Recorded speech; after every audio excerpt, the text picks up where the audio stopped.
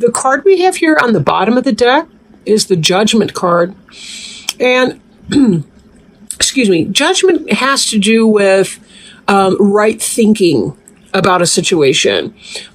Here, it's not like judging other people per se. It has more to do with discernment, making choices that best benefit you as you go about your way and try to live your life. I kind of would like to return to this card, I think, than really expand on it a whole great deal now. There is a sense of emergence that comes from the Judgment card. He's emerging from the cave and about to go through this. These are symbolic of a doorway. So there's a sense of rebirth in this. And understanding that when we know what we need to do, sometimes we just have to free ourselves up to do that. And that can be the tough thing. They say admitting you have a problem is the first step. When it comes to things like, I'll say recovery, for example, recovery, like Alcoholics Anonymous, admitting that you have a problem is the first step to changing the problem. And there's some truth to that. So, just looking at some of these other cards, I don't want to get too much into this one just a second, but we will be returning to that one without a doubt. Now, for some of you, it could be that you have some kind of a legal issue or something that's going on. Judgment would indicate that what is fair in the situation will happen at that time. So if you have done something and you have a court case or a legal issue, the best result will come about from that. Okay. Let's get started. Eight of Stones is skill. This is about, you've been working hard, right? You've been kind of putting your nose to the grindstone. And I'm feeling like for some of you, I almost feel like you've been throwing yourself into work because you are, there's something that you're trying to avoid dealing with, looking at, or you're trying to escape from something that's become uncomfortable for you. And you're kind of throwing yourself in work to overcome that issue. Six of Cups. This is a nice, happy card. It's a reunion card. For some of you, somebody may be coming back from your past. Maybe childhood friends this could have to do with Thanksgiving even, and celebrating Thanksgiving with family members, with friends from the old days, your best friends, good times, that kind of energy. So a lot of you are really concentrating on that type energy. For some, it can indicate soulmate type energy, but I think for most people, this is most likely to do with getting together with people from your past. If not specifically Thanksgiving, then, hanging out with people that weekend that are from your hometown, maybe when you go home to your parents or whatever you're doing for the holidays. The Page of Wands is represented by the stoat. And the stoat is a member of the mustelid family, kind of like mink and some of those, they're musk-bearing animals, musk-bearing mammals, like mink or what have you. This is about the beginning of something that you feel passionate about. Something you feel passionate about. Could be family, beginning of family, but in part, it's about taking your passionate energy and making it manifest. Wands can be Aries, Leo, or Sagittarius because it is a fire sign, of course. So it could be that there's the beginning of something like that, or maybe there's a communication coming in from an Aries, Leo, or Sagittarius, or you're beginning something, beginning a pursuit of something that you feel passionate about. It could even be, for some of you, you've been, working yourself to the bone, but somebody comes in from your past, possible Aries, Leo, or Sag, and somehow that triggers something in you. Could be the beginning of some new passionate thing. I let me read some more cards before I get back into that, because I'm kind of picking up on some other kind of energy here, but I sort of don't want to put the cart before the horse. Okay, so you've been working hard, and my feeling is that you're working hard because there's something going on that you're trying to escape, I think, by throwing yourself into work. You're facing the guardian of the cave. This is a primordial cave bear. He does not look the better for aging. And he's basically skull and bones, and he's got a little bit of remnant of cave fur, I guess. But this is about facing your shadow self, facing your darkest side, facing the part of you that you want to disown and that you don't want other people to know about, but that lives there anyway. And this is about trying to understand those parts of you. When I think again about judgment, and I bring this in, look how different these two bears look. Look at the cave that look like they're about to gnaw you up and eat you from inside out. And then look at this bear with the rainbow and the reindeer with the persons in it riding over the rainbow and the sunrise and the glorious green grass on this mound. Just all of this beautiful imagery here on the card on the right. Whatever it is that you're thinking about, it's necessary for you to do to be able to understand who you are, what you need to do to be able to deal with your situation. Something's been going on that's been stirring up a lot of internal stuff for you. It could be things from your past, like, how people in our current day relationships, whether at work, whether our partner, boyfriend, girlfriend, husband, wife, whatever type of relationship we're in. Sometimes they do or say things in the present tense, and it triggers a memory or triggers some kind of an issue that was developed in childhood when we didn't have the coping skills, the knowledge, or the brain development to be able to handle negativity from other people. It's something that's going on with you that's not comfortable, and you're trying to restore yourself. You love to use your intellect, Libra. You love to use your intellect to solve problems and to understand things and to come to decisions. You don't like to put yourself in the fire. You like to get the hell out of a situation when it's done. You like to cut and move on. And this next card here is about clearance. Whether you're excavating the internal sludge that weighs you down, that's your insides, whether it's dealing with something on your outsides, like your home life, your workplace life, whatever this is for you, you're thinking clearance. I got to get rid of the old so I can move on and enjoy my life again.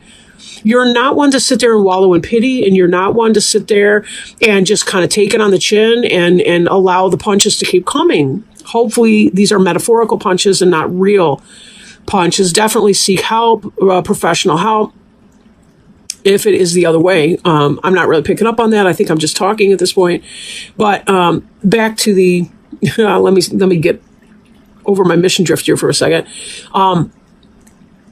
You're trying to do the inner work so that you can determine how to outwardly act. That's what this energy is all about. And in part why you're working so hard, but you're also working hard with the skill set here because you want to understand what's going on in there. You don't like to be a stranger to yourself.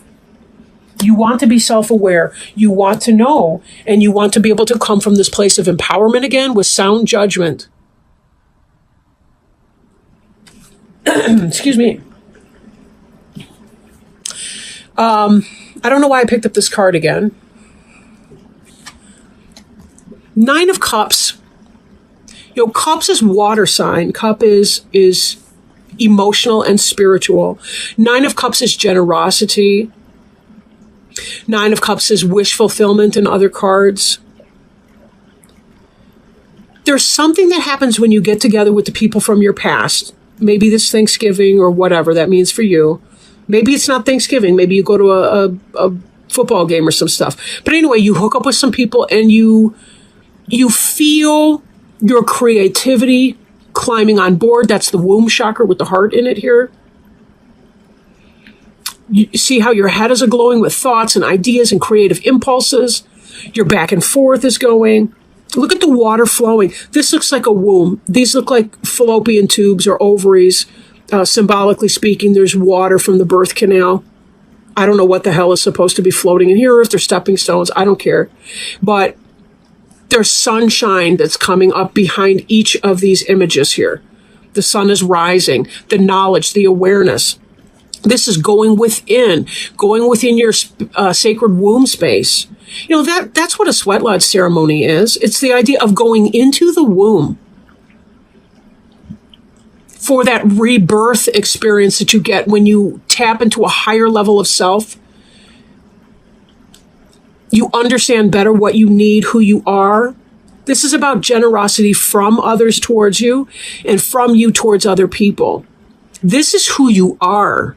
This is who you want to be. And somebody has you feeling kind of clenched up. I'm thinking of a constipation metaphor. I don't mean that necessarily literally, but like when you're feeling emotionally constipated because the people around you are exhausting you. In fact, we have this other card here, the exploitation card, being taken advantage of. 6 is often a movement card. It's after the struggle of the 5, we see the movement of the 6. Someone's coming in and you're feeling the flow with this person or people or this group, the gang, you know, our gang or the Little Rascals or whatever you guys are. You're feeling this coming in, and it really helps to heighten your awareness of the exploitation that's going on another level, either at work or in your personal life at home, and you're not happy with it.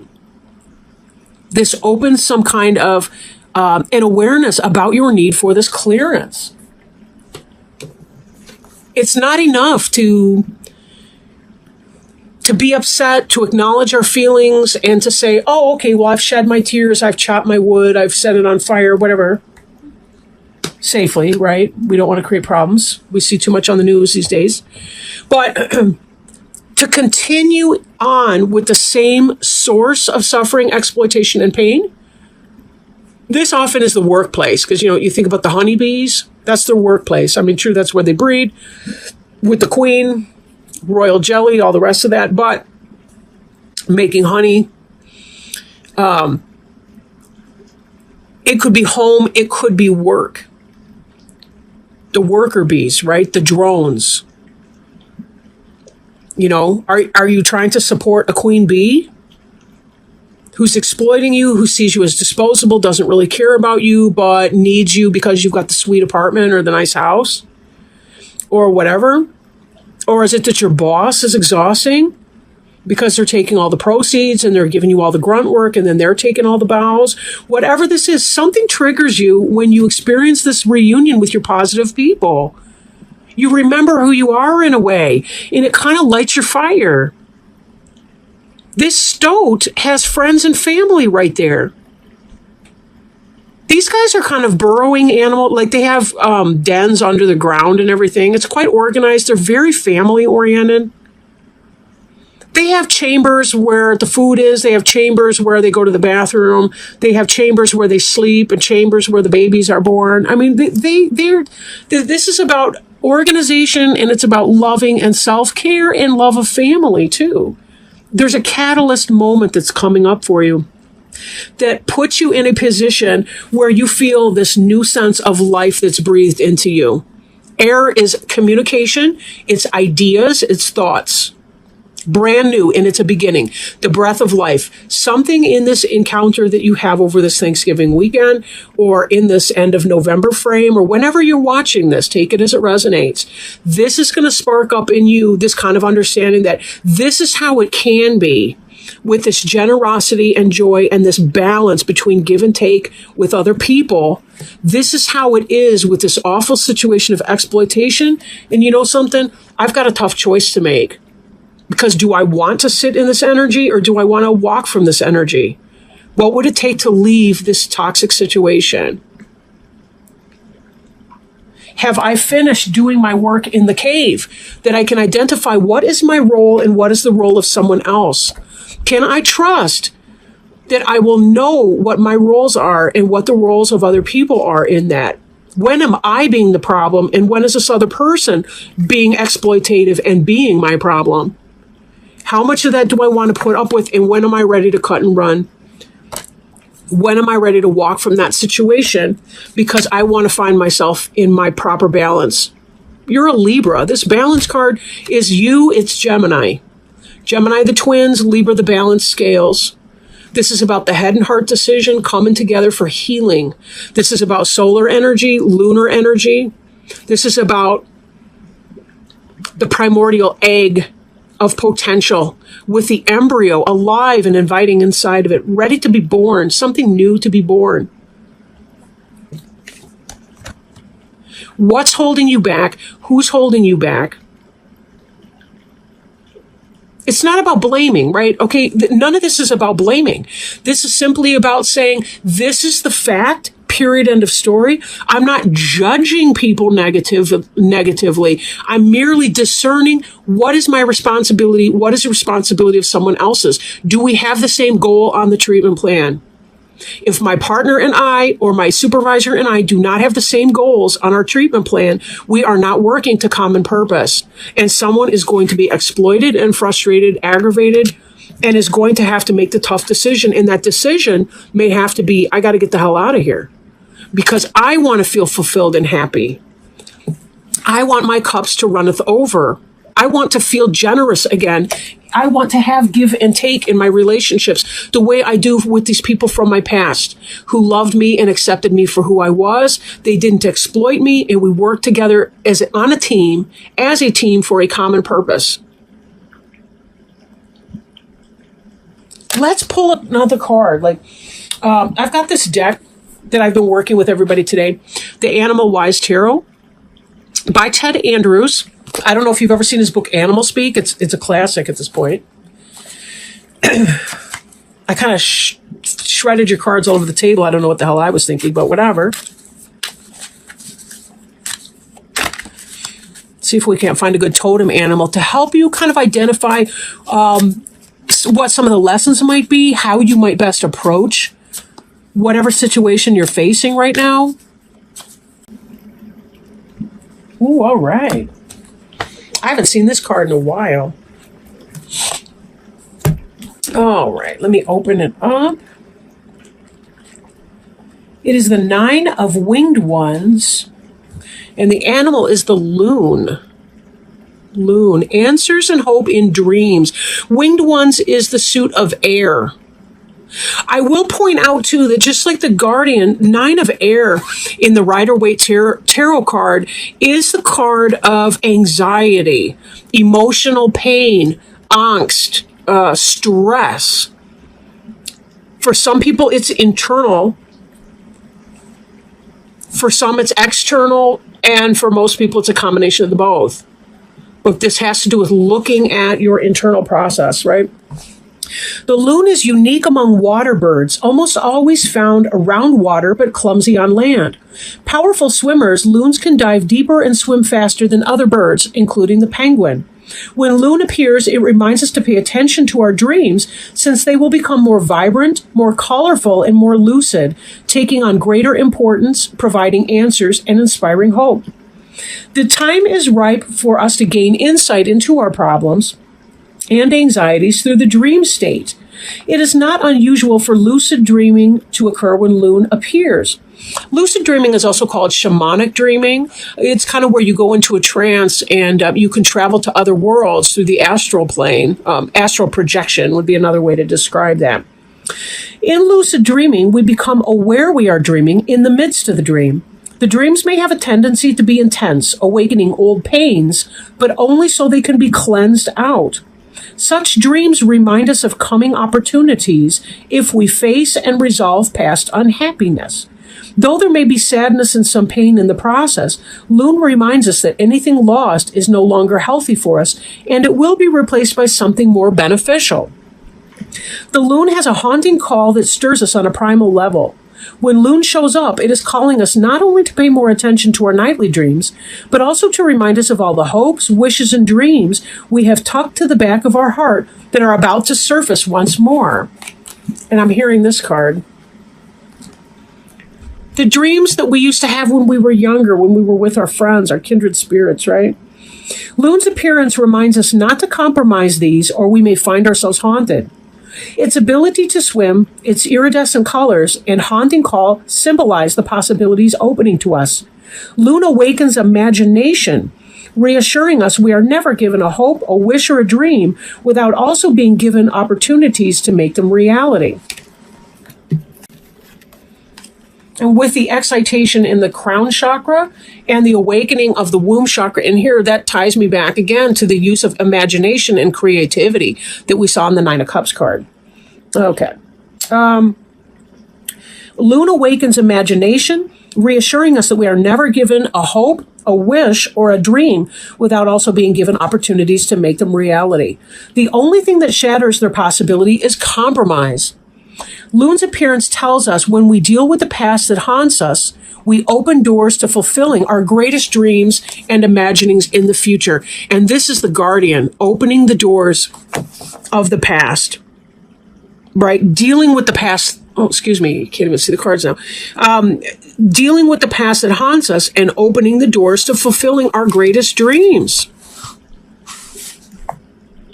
Opening the doors, being able to move through them into this new period of time, right? Now, if you are feeling kind of out of balance at this point in your life, you may ask yourself some of the following questions. Are we looking at life through rose-colored glasses? Are we hanging on to past troubles and despairs? Are we allowing our imagination to run away with us? Are we not acting on the dreams opening to us? Are we being impatient with others or ourselves? Are we giving up hope and not following through on promises to others and ourselves? Are we ignoring the messages in our dreams? And are we approaching them unrealistically? So trust in yourself, Libra. Trust in yourself. You have the right judgment to know what it is that you need to do when your time is ripe for your decision to be made. That doesn't mean that you have to act hastily on something. You know, the last thing you want to do is make a choice and then regret it forever. But that's unlikely to happen because we really can't even make mistakes. I mean, that's the thing. We have learning opportunities and some are more comfortable than others. But we also learn the fastest through the things that are the most uncomfortable for us. But there really are no mistakes. And if it is meant to be for you, you will not miss that opportunity. It will return to you.